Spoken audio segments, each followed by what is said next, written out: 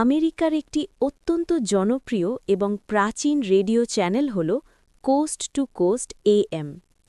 দি হিডেনের এই বিশেষ নিবেদন বা পর্বে আমরা এমন এক রোমহর্ষক কাহিনী জানব যা আপনার গায়ের লোম নিমিষেই দাঁড়িয়ে করিয়ে দেবে। একদিন এই রেডিও চ্যানেলের লাইভ ব্রডকাস্ট চলাকালীন হঠাৎ একটি অদ্ভুত ও রহস্যময় ফোন কল আসে, যা স্টুডিওতে উপস্থিত সবাইকে দারুণভাবে চমকে দেয়। ফোনটি করেছিলেন মেল ওয়াটার্স নামক এক সাধারণ ব্যক্তি। তিনি রেডিওর হোস্ট আর্ট বেলের কাছে তার নিজের খামারবাড়ির জমির এক অদ্ভুত ও অতিপ্রাকৃত গর্তের চাঞ্চল্যকর কথা বলতে শুরু করেন। মেল অত্যন্ত স্পষ্টভাবে জানান এই গর্তটি তার নিজস্ব প্রপার্টিতে অবস্থিত এবং এটি দেখতে বাইরে থেকে সাধারণ মনে হলেও এর গভীরে লুকিয়ে আছে এক অন্তহীন রহস্য। মেল আরও জানান, তিনি যখন এই জমিটি প্রথম নিজের নামে কেনেন তখন থেকেই এই গর্তটি সেখানে বিদ্যমান ছিল। এলাকার স্থানীয় বাসিন্দারা বছরের পর বছর ধরে তাদের যাবতীয় অপ্রয়োজনীয় আবর্জনা, যেমন পুরনো গাড়ির টায়ার, পচা কাঠের বড় টুকরো এবং নষ্ট হয়ে যাওয়া ইলেকট্রনিক্স জিনিসপত্র এই গর্তে অবিরাম ফেলত। কিন্তু আশ্চর্যের বিষয় হল, পাহাড় সমান টন টন ময়লা ফেলার পরেও গর্তটি কখনো পূর্ণ হতে বা ভরাট হতে দেখা যায়নি। শুধু তাই নয়, মেল আরও গভীরভাবে লক্ষ্য করেন যে গর্তের ভেতর কোনো ভারী বস্তু উপর থেকে নিক্ষেপ করলে কোনো ধরনের পতনের শব্দ বা প্রতিধ্বনি কখনোই শোনা যেত না। সাধারণত অনেক গভীর গর্তে কিছু ফেললে তা নিচে আছড়ে পড়ার একটি জোরালো শব্দ হয়, কিন্তু এখানে যেন সব কিছু এক অনন্ত মহাকাশ বা অসীম কোনো ব্ল্যাক হোলের শূন্যতায় নিমিষেই চিরতরে হারিয়ে যেত। মেলের মনে এক প্রবল কৌতূহল ও শঙ্কা জাগে এবং তিনি এই রহস্যময় গর্তের প্রকৃত গভীরতা সুনির্দিষ্টভাবে মাপার চূড়ান্ত সিদ্ধান্ত গ্রহণ করেন। একদিন তিনি কয়েক হাজার ফিট লম্বা অত্যন্ত শক্ত মাছ ধরার সুতো বা ফিশিং লাইন নিয়ে গর্তের পাড়ে যান এবং সেটিকে ধীরে ধীরে গর্তের গহীন গভীরে নামাতে শুরু করেন। তিনি স্বপ্নেও কল্পনা করতে পারেননি যে এর ফলাফল আসলে কতটা অবিশ্বাস্য ও ভৌতিক হতে পারে। মেল প্রায় 15 মাইল বা প্রায় ৮০,০০০ ফিটেরও বেশি লম্বা সুতো গর্তের নিচে নামিয়ে দেন, কিন্তু আশ্চর্যজনকভাবে তিনি তবুও গর্তের কোনো তল বা মাটির স্পর্শ খুঁজে পাননি। আধুনিক ভূতত্ত্ববিদদের মতে পৃথিবীর কোনো গর্ত প্রাকৃতিকভাবে এত বেশি গভীর হওয়াটা ছিল এক প্রকার অসম্ভব ব্যাপার। মেল আরও লক্ষ্য করেন, গর্তটির চারপাশে এক ধরনের থমথমে ভৌতিক পরিবেশ সবসময় বিরাজ করে এবং পালিত কুকুররা এই গর্তের কাছে যেতে প্রচণ্ড ভয় পেত।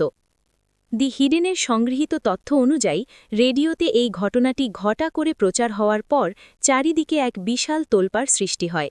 মেল আরও একটি গা শিউরে ওঠা দাবি করেন। তিনি বলেন, একবার এক প্রতিবেশী তার মৃত কুকুরকে এই গর্তের শেষ বিসর্জন দিয়েছিলেন, কিন্তু অবিশ্বাস্যভাবে কয়েকদিন পর তিনি সেই একই মৃত কুকুরটিকে বনের মধ্যে সম্পূর্ণ জীবিত ও সুস্থ অবস্থায় ঘুরে বেড়াতে দেখেন। কুকুরটি যেন যমরাজকে রীতিমতো ফাঁকি দিয়ে আবার নতুন প্রাণ ফিরে পেয়েছিল। মেলের এই অদ্ভুত ও অলৌকিক দাবির কিছুদিনের মধ্যেই একদল সরকারি উচ্চপদস্থ কর্মকর্তা এবং কিছু রহস্যময় কালো পোশাকধারী মানুষ হঠাৎ তার জমিতে হানা দেয়। তারা পুরো এলাকাটিকে সাধারণ মানুষের জন্য সম্পূর্ণ নিষিদ্ধ ঘোষণা করে এবং মেলকে তার নিজের পৈতৃক জমি ছেড়ে দ্রুত চলে যাওয়ার কঠোর নির্দেশ দেয়। সরকার থেকে তাকে বিপুল পরিমাণ নগদ অর্থ দিয়ে দেশান্তরী হওয়ার জন্য এক প্রকার গোপন মানসিক চাপ প্রয়োগ করা হয়। মেল জনসমক্ষে জানান, সরকারি কর্মকর্তারা কোনো এক অজানা এবং অতি গোপনীয় জাতীয় কারণে এই গর্তটিকে সাধারণ মানুষের আড়ালে রাখতে চাইছিলেন। তারা লোকমুখে রটিয়ে দেন যে এই এলাকায় একটি ছোট পর্যবেক্ষণ বিমান বিধ্বস্ত হয়েছে এবং সেটির ব্ল্যাক বক্স উদ্ধারের জন্য তারা জায়গাটি সিলগালা করেছেন। কিন্তু মেলের মনে স্থির বিশ্বাস ছিল যে সরকার আসলে এই অতিপ্রাকৃত গর্তটি নিয়ে কোনো গোপনীয় মহাজাগতিক গবেষণা চালাচ্ছে।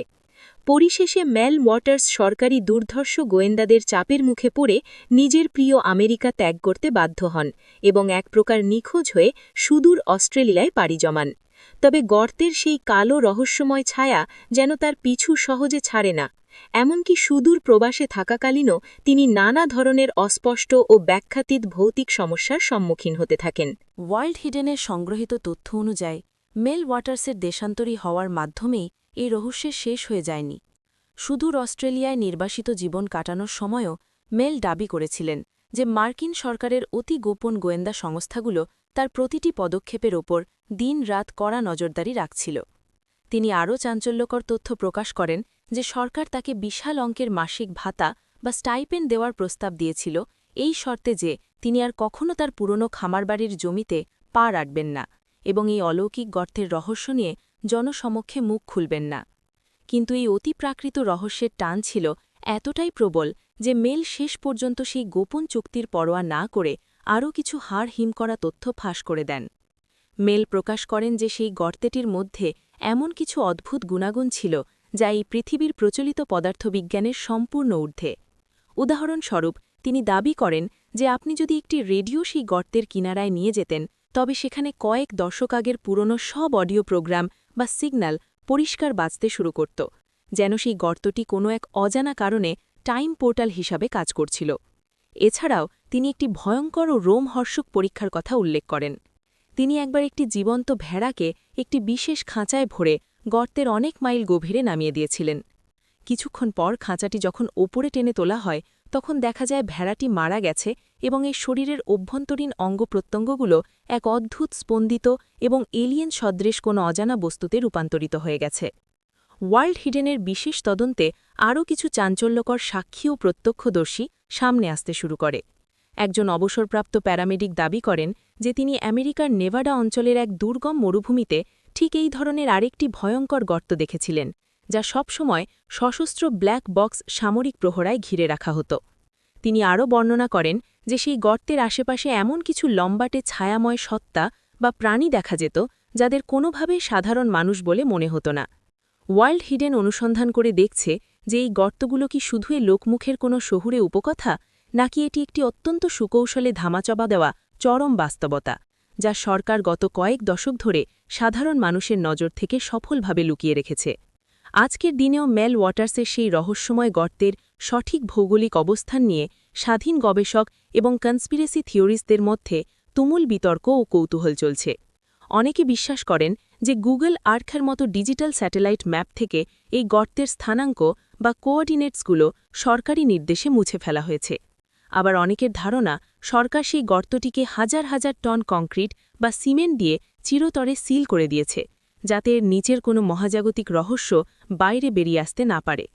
মেল ওয়াটার্স নিজেও গত কয়েক বছর ধরে পৃথিবী থেকে সম্পূর্ণ নিখোঁজ রয়েছেন, যা অনেককে ভাবিয়ে তোলে যে হয়তো তাকে চিরতরে থামিয়ে দেওয়া হয়েছে অথবা তিনি নিজেই ইতিহাসের কোনো অন্ধকার গহ্বরে হারিয়ে যেতে বেছে নিয়েছেন। মেল ওয়াটার্সের সেই রহস্যময় গর্তটি কি আসলেই অন্য কোনো ডাইমেনশন বা ভিন গ্রহের জগতে যাওয়ার প্রধান প্রবেশপথ, নাকি এটি ছিল নিছকই এক সুপরিকল্পিত কল্পনাপ্রসূত কাহিনী? যাই হোক না কেন, এটি আধুনিক যুগের অন্যতম সেরা অমীমাংসিত রহস্য হিসাবে আজও অমলিন হয়ে আছে।